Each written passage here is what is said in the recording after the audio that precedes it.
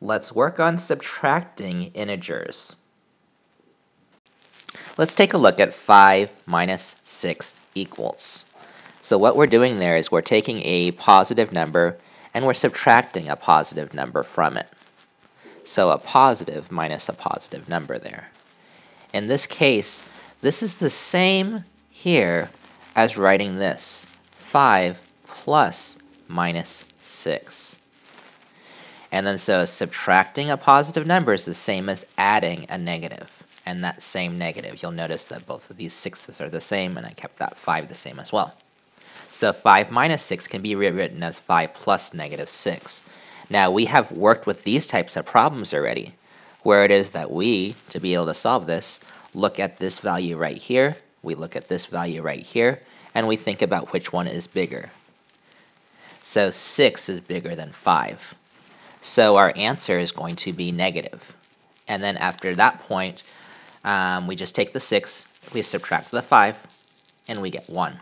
So 5 plus negative 6 is negative 1. So we have 8 minus 3, which can be rewritten as an addition problem. So we say 8 plus what? Oh, plus negative 3. And then so 8 plus negative 3 is 5. And the reason behind that, again, is that we look at the 8. The 8 is bigger than the 3. And then the 8 being bigger than the 3, it's a positive number. And we just take 8 minus 3, which was 5. You're probably looking at me and going, couldn't I just written like 8 minus 3 equals 5? Sure. But I really want you to get the habit of being able to rewrite it as an addition problem. And the reason behind that is this. If we have negative 6 minus 5, in this case we have a negative number and another, we're subtracting a positive number from there. It's still the same way. When we're subtracting 5, it is the same as adding what? Oh, adding negative 5. And then so if we have negative 6 plus negative 5, remember these two are now the same. They're both negatives. So since they're the same, all we do is we add. We add the 6 with the 5 to get what? Right, 11. And then we have to make sure to put our negative sign there. Here are a few more problems. We have negative 9 minus 2. Let's rewrite this as an addition problem. That would be negative 9 plus negative 2. Now both of these are the same. They're both negatives. So we have 9, and we add it together with the 2 to get 11. And we're working with negative numbers, so our answer is still negative. Rewriting 3 minus 8 as an addition problem, we would rewrite it as 3 what? Plus minus 8. In this case, the 8 is bigger than the 3, which means our answer is going to be negative. And then we take 8 and we subtract 3. 8 minus 3 is 5. And then so that's how we're going to approach subtraction. That's how we're going to approach subtraction. By rewriting it as an addition problem. Here's some problems for you to try. Go ahead and copy them down. Remember to write them as an addition problem. Rewrite them as addition problems and solve them.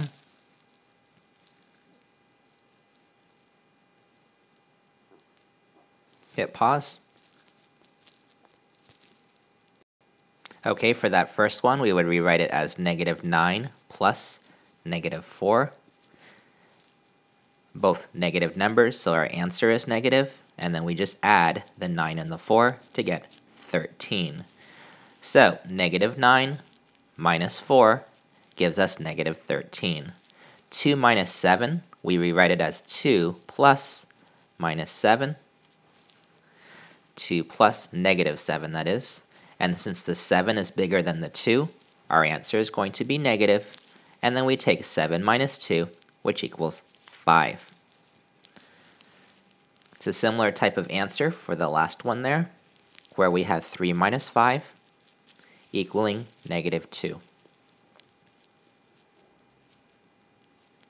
Here's one more type of problem that we might face, where we have a positive number and we're subtracting a negative number. And then so we have 7 minus negative 3. Now when you have a 7 and you have a minus a negative, you actually just change that to a positive. And then so 7 minus negative 3 is just 7 plus 3, which equals 10. And then so if I was to put it on a number line, it was a 7, right? And then so subtraction, you would typically go towards the left. But a negative sign also makes you want to go towards the left. And then so when you're doing the opposite of going towards the left, you're going to the right. And then so you go to the right, 1, 2, and 3, 8, 9, and 10. So again, so 5 minus negative 2 can be rewritten as 5 plus 2, which just equals 7. So 5 minus negative 2 equals 7. The same type of thing if we were working with a negative minus another negative. We rewrite this as an addition problem then, so where we just write negative 3 plus 5. We can't write negative 3 plus negative 5 because then we would just be changing this sign here. It's the minus a negative is just a positive, so it's negative 3 plus 5. And in this case, negative 3 plus 5 gives us 2. Alright, here are 3 problems for you to try. Go ahead and rewrite them as addition problems first. So for instance, for that first one, it's 5 minus negative 4. You would rewrite it as 5 plus 4, and then you could solve it. Go ahead and hit pause while you finish working on those rest of those. Remember to rewrite them as addition problems.